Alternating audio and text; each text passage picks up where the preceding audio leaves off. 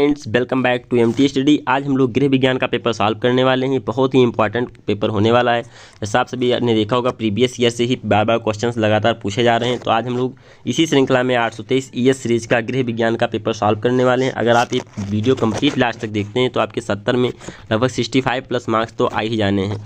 इस वीडियो को आप लास्ट तक जरूर देखिएगा। अपने दोस्तों के साथ ये वीडियो को तुरंत शेयर कर दीजिए, क्योंकि जिससे सभी को बेनिफिट हो सके। और video channel first time visit करें तो चैनल को सब्सक्राइब कर लीजिए। तो आइए हम लोग क्वेश्चंस को स्टार्ट करते हैं बिना टाइम वेस्ट किए, क्योंकि एग्जाम बहुत नज़दीक है।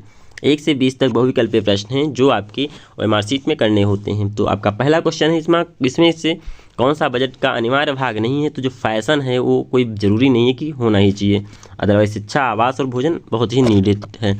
नेक्स्ट क्वेश्चन, बजट सफल होता है जब आय और व्यय में सही संतुलन हो। ऐसा नहीं कि 1 रुपया आप कमा रहे हैं 5 रुपया खर्च करें, तो फिर आय व्यय में संतुलन नहीं रहेगा, तो फिर आपका बजट विफल हो जाएगा।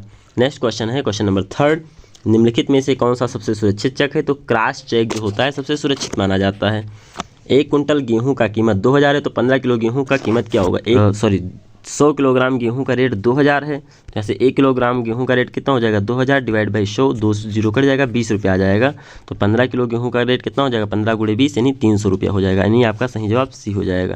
नेक्स्ट क्वेश्चन है आपका, ध्वनि प्रदूषण को किससे मापा जाता है? तो ध्वनि प्रदूषण को डेसिबल से नापा जाता है। नेक्स्ट क्वेश्चन है आपका, वायुमंडल में ग्रीन हाउस प्रभाव के रूप में जाने जाता है जो वर्तमान ग्लोबल वार्मिंग के लिए प्रमुख रूप से उत्तरदायी है। तो आपका कार्बन डाइऑक्साइड, सल्फर डाइऑक्साइड सबसे ज़्यादा इंपॉर्टेंट है, सल्फर डाइऑक्साइड।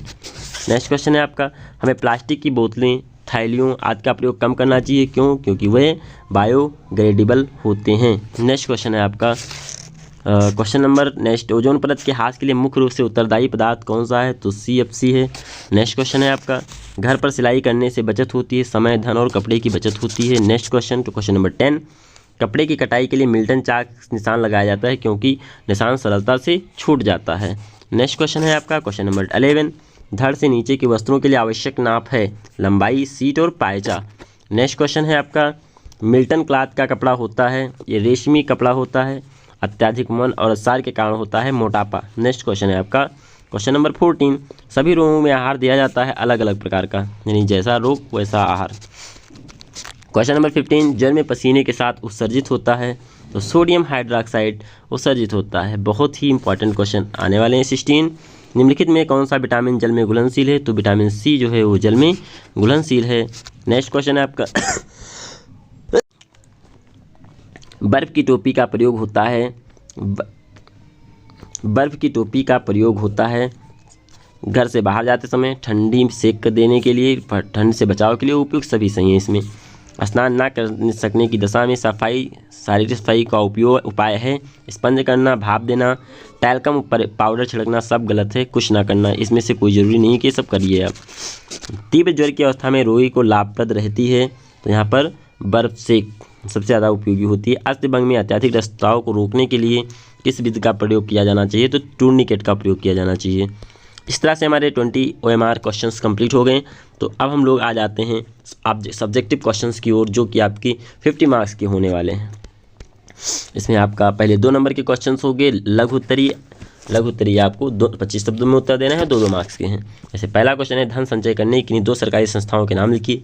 और जितने क्वेश्चन इसमें आप देख रहे हैं, चूँकि आप लोगों ने हिंदी साइंस का पेपर दे दिया होगा, आपने देखा होगा कि मोस्टली क्वेश्चन प्रीवियस ईयर से आते हैं। तो इस वीडियो को आप लास्ट तक देखिएगा और एक क्वेश्चन अच्छे से सॉल्व करिएगा, लर्न करिएगा। अगर मान लीजिए कोई क्वेश्चन आपको समझ में नहीं आ रहा है या आपको चाहिए कि पूरा डिटेल वीडियो विद सॉल्यूशन के साथ बना दें, तो आप लोग कमेंट करिएगा, मैं बना दूंगा।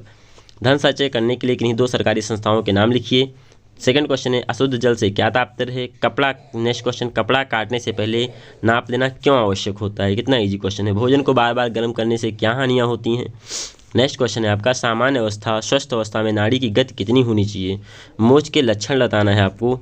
इस तरह से आप लघु उत्तरीय क्वेश्चन की ओर आ जाते हैं। लघु उत्तरीय में आपके 4 नंबर के क्वेश्चन होंगे और ये भी सभी के सभी इंपॉर्टेंट है। बजट बनाते समय किन विशेष आवश्यकताओं को ध्यान में रखना चाहिए? क्वेश्चन नंबर 28, ज्वर से क्या तात्पर्य है? ज्वर से पीड़ित व्यक्ति के लिए आप ताप का चार्ट किस प्रकार बनाएंगी? नेक्स्ट क्वेश्चन है आपका 29, 6% वार्षिक ब्याज की दर से 600 का 5 वर्ष का ब्याज कितना हो जाएगा? तो इसको हम सॉल्व करते हैं। आपका SI सिंपल इंटरेस्ट बराबर क्या होता है? PRT यानी principal into rate into time upon 100। यहाँ पर P की वैल्यू कितनी दी गई है? 600 रुपया दी गई है। रेट आपका कितना है? 6% है और टाइम कितना है 5 है। 5 इंटू 100 तो ये 0 से 0 कट जाएगा और 6 6 पंचे 30, 30 कितना हो जाएगा 6 18 180 आपका आंसर हो जाएगा। इस तरह से आप सॉल्व कर सकते हो इसको 180 रुपीज़। ओके, नेक्स्ट क्वेश्चन है आपका हेपेटाइटिस रोग के कारण और उपाय, बचने के उपाय बताना है आपको। कपड़ा सिलने से पूर्व किन बातों पर ध्यान रखना चाहिए ये आपको बताना है। क्वेश्चन नंबर दीर्घ उत्तरीय प्रश्न, ये आपके 6 नंबर के प्रश्न होते हैं और इसमें अथवा वर्ड लिखा होता है। अथवा मतलब आपको चाहे ये करिए चाहे ये करिए, दोनों में से एक करना होता है। पारिवारिक बजट से क्या अभिप्राय है, एक उत्तम बजट की किन्हीं 4 विशेषताओं का वर्णन करना है आपको। या अपशिष्ट प्रबंधन से क्या अभिप्राय है, कचरे का निस्तारण आप कैसे करेंगे। नेक्स्ट क्वेश्चन है आपका भोजन पकाने का मुख्य उद्देश्य क्या है, भोजन पकाते समय किन किन बातों पर ध्यान रखना चाहिए। या रोगी का आहार तैयार करते समय किन किन बातों का ध्यान रखना अति आवश्यक होता है, विस्तृत व्याख्या करिए। नेक्स्ट क्वेश्चन 34 आपका रिपीटेड क्वेश्चन है, कई बार आया हुआ है इसलिए इसको तो रट ही लीजिए। अस्थभंग के मुख्य कारण बताना है और डी की टूट यानी अस्थभंग में मौज में होने वाले प्राथमिक उपचारों की व्याख्या करनी है। इस तरह से आपका पेपर कंप्लीट हुआ और ये बहुत ही इंपॉर्टेंट सेशन था, इसलिए आप इस वीडियो को अपने दोस्तों के साथ शेयर जरूर कर दीजिएगा। चैनल फर्स्ट टाइम विजिट करें तो चैनल को सब्सक्राइब कर लीजिएगा। और सबसे इम्पॉर्टेंट बात, अगर मान लेते हैं आपको ये सॉल्यूशन आपको चाहिए तो आप यूट्यूब कमेंट कर दीजिएगा, मैं आपको इसका फुल सॉल्यूशन प्रोवाइड करा दूंगा। तो इंग्लिश वर्जन के बच्चे भी आप पेपर एक बार देख सकते हैं, मैं इसमें ऊपर समझा ही दिए तो इसमें मैं कुछ बोलूँगा नहीं, वो पेपर आप एक बार सीन कर लीजिए, क्योंकि इंग्लिश मीडियम के बच्चे भी हमसे जुड़े हुए हैं। अगर इसमें कोई किसी को कुछ प्रॉब्लम आ रही है तो ज़रूर पूछ लेंगे।